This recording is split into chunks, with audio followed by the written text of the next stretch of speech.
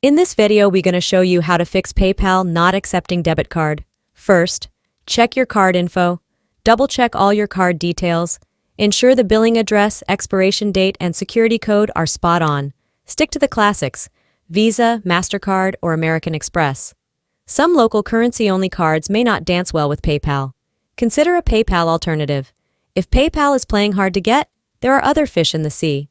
Explore alternatives like Payoneer for smooth sailing. It offers flexible payment methods, low fees, and a global reach. Ensure card balance is at least $2 or EUR. PayPal wants to test the waters with a small fee, around $1, during registration.